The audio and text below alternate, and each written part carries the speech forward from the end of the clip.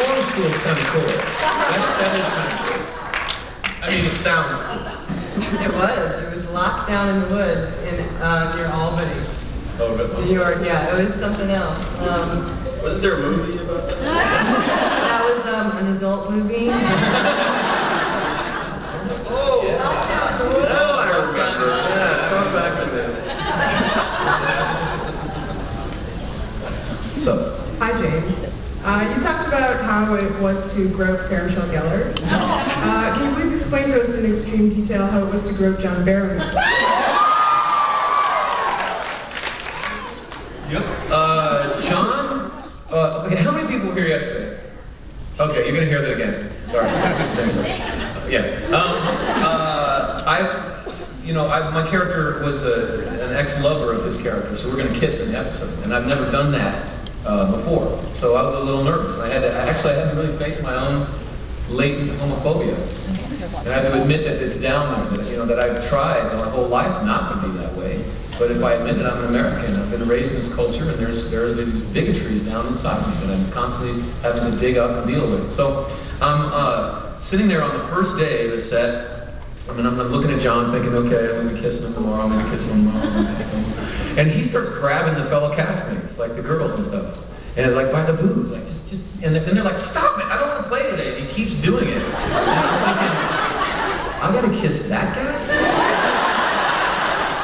Like, because if he grabs me, I'm not going to think about it. I'm just going to wail on him. And then he's going to go to the doctor, and I'll get fired, and it's going to be horrible. And so I decided that I needed to communicate that I was not into this. So I leaned over to the actress that was getting on the rope, and her name was Naoko, and I said, Naoko, man, just a little elbow to the back. Bang. That'll stop him in his tracks. Or just stomp with your heel on the top of his foot. You'll break 2 or 3 bones, and he'll stop. Or just sneeze when he's behind you. Achoo! And the whole cast kind of went, this is my first day on the set. They all kind of went, because they're all used to each other. It was no thing for them, And John kind of went, oh, okay. And, he's not comfortable with himself, And so the next day, we were in the bar where we had this huge bar fight / kissing, and he was a whole different guy. Bar fight? Yeah, well, it's really interesting. The cowboy fight, smashing glass. That is hot. Yeah. And he was just all about being a good scene partner and keeping each other safe, to make sure that we got through the fight and the kiss without any event, And later on in the shoot, I got an injury and I was bleeding pretty bad, and I didn't want the producers to know that I was hurt because I felt like it was my fault that I got hurt. And he got me back. He stopped the bleeding. And he knows all these tricks, because he's from theater. And he got me back on my feet, and he said it helped me save my pride too. And I'll never be able to repay him. I really love that man. I think he's a really good guy.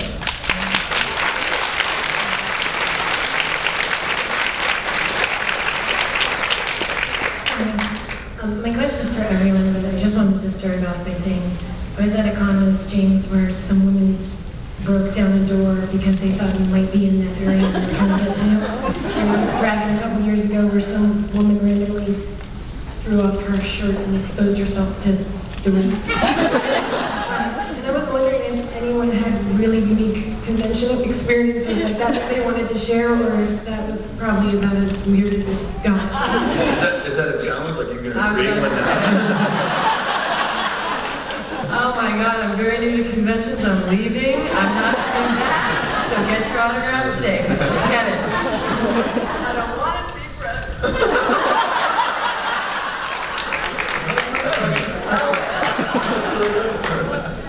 So like as James said, the first bell he goes, if they pay me, no problem.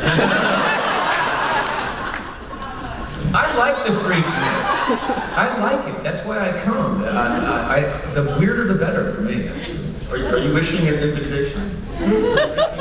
Well, no, I do have boundaries, but I like people dressing up in the costumes and expressing themselves, and not being afraid anymore to do that. So what was the freakiest, weirdest thing that's happened to you at a con? Or anywhere else if you want to share that as well.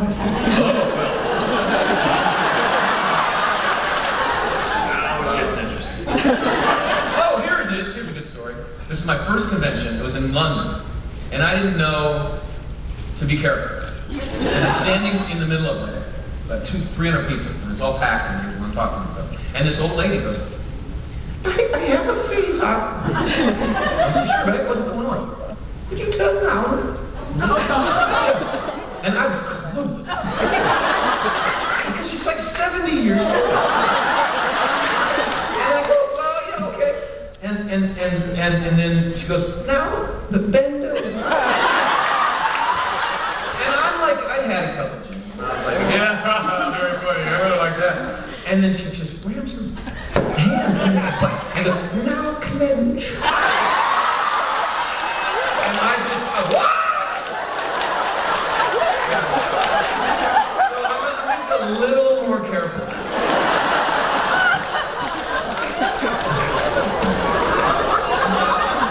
One last question. One last question in the front here, and then we're done. I didn't get to answer that. Oh, I'm sorry. Can you go ahead? We're really pressed. How could you tell that? Happened last night. A two-part. Did you get in a lot of fights when you were a kid? Me? Mm-hmm. When I was a kid, no. I was a very good kid until I got kicked out of Juilliard. And then, because at Juilliard, basically, acting was always my kind of saving grace, and they kept me kind of together through kind of a weird childhood. And then at Juilliard, they told me that I was never going to be an actor, that I had no talent at all, and I should quit now. And so I really kind of lost my reason that had been getting me through. And I started,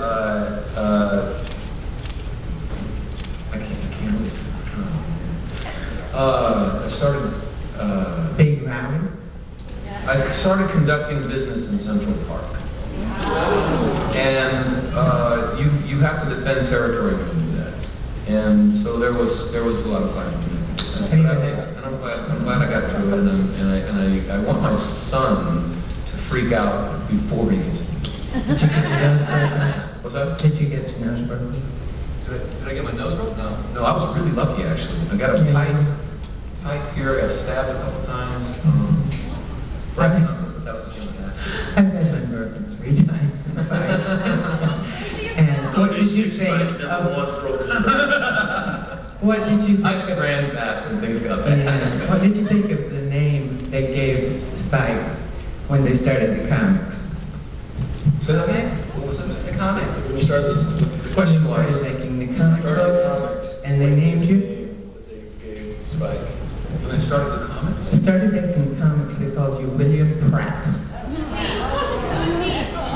William Pratt, with 2 T's. I didn't know that. Who wrote that?